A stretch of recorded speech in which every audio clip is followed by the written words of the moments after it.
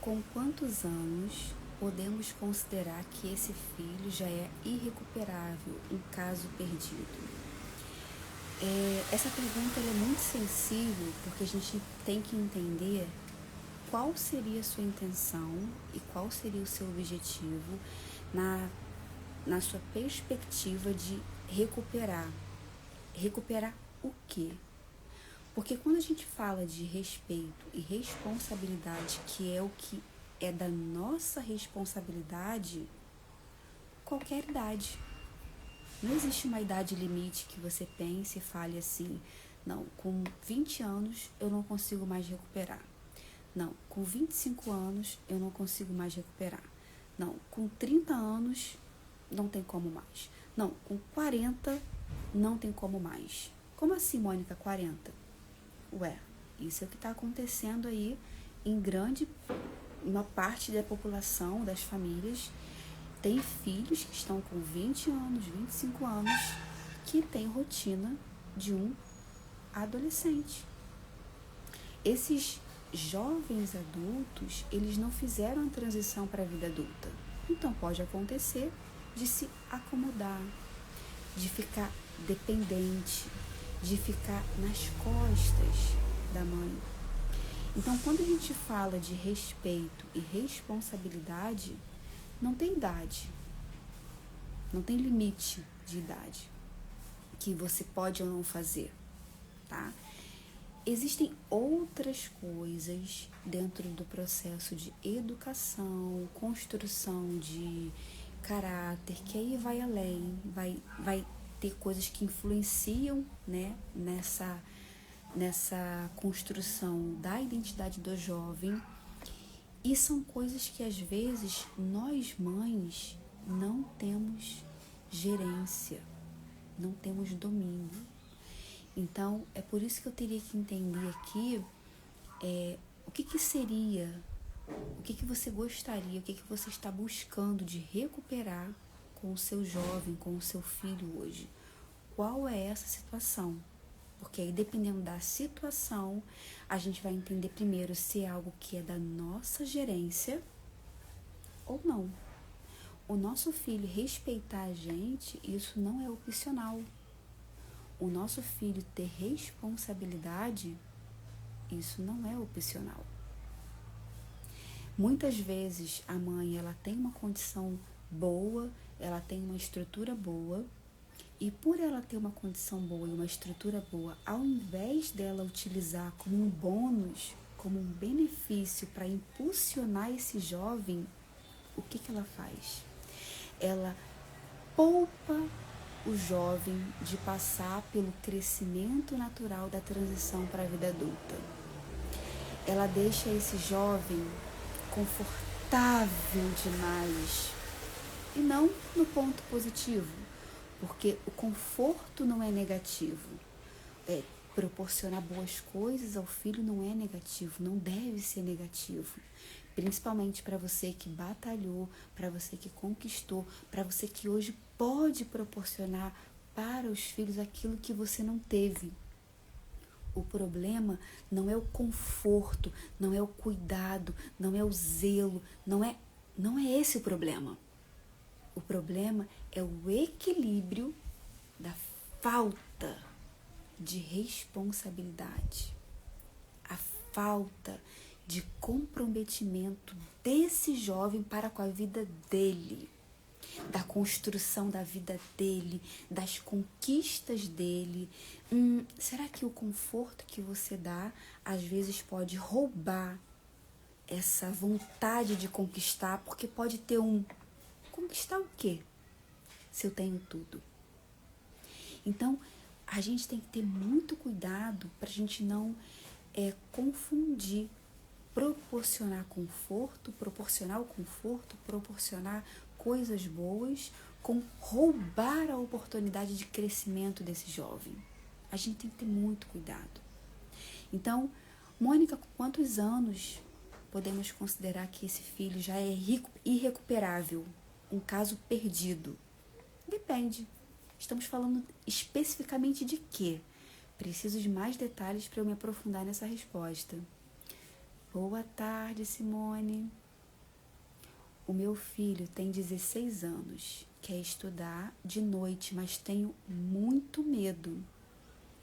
Sim, é uma situação que você tem que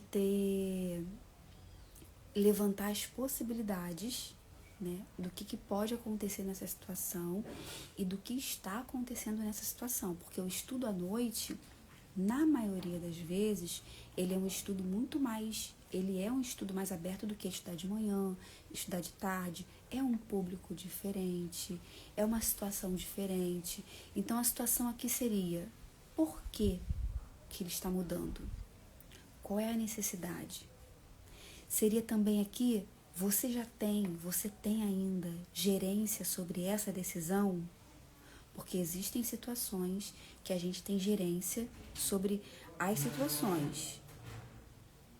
Existem situações que a gente não tem mais gerência, mesmo tendo 16 anos.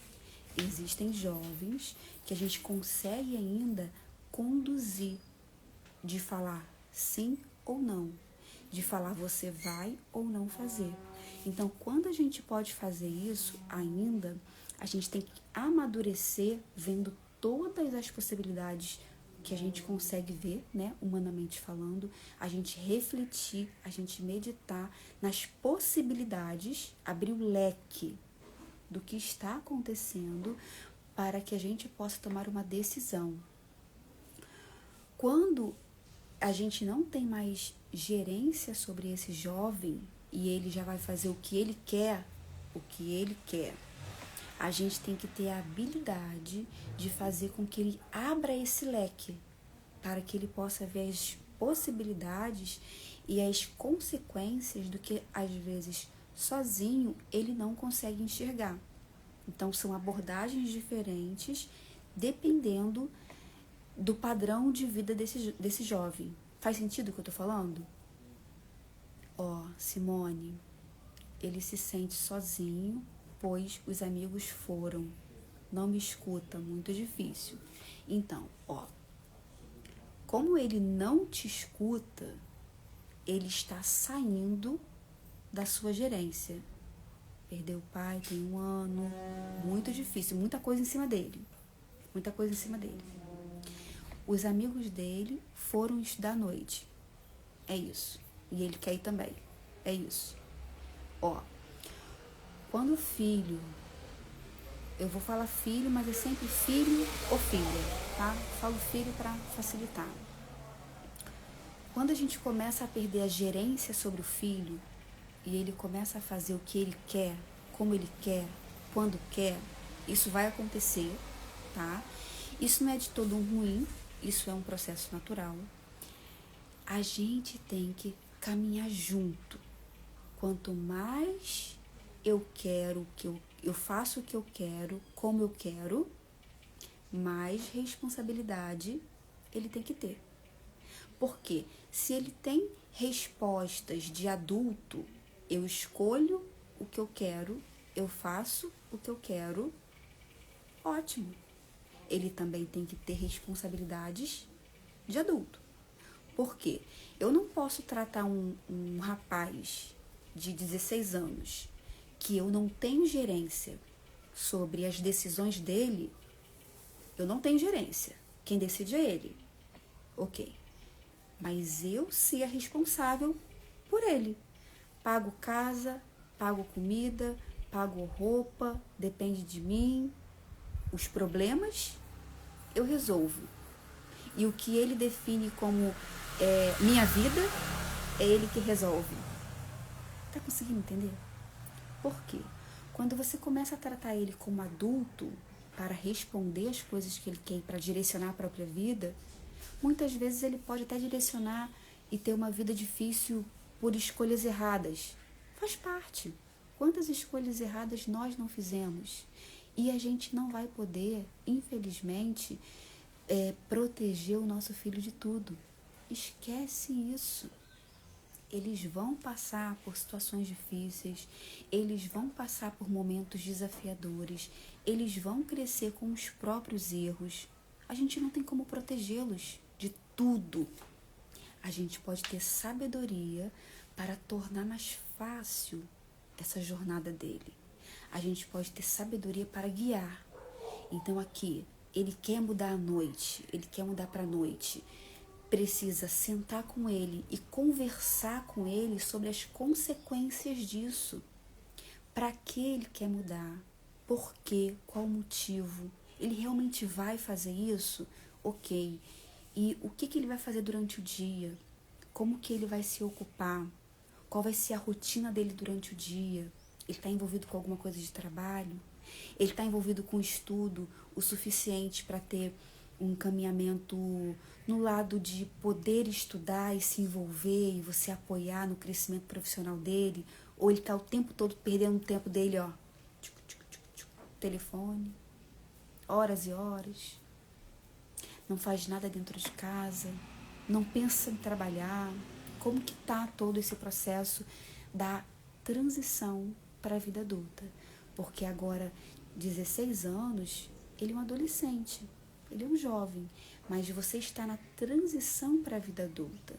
Se você começa a fazer essa transição bem feita, o seu filho ele chega com 18 anos entendendo que ele é um homem, responsável por ele, pela vida dele, e por mais que ele precise de ajuda, o precisar de ajuda não é o problema.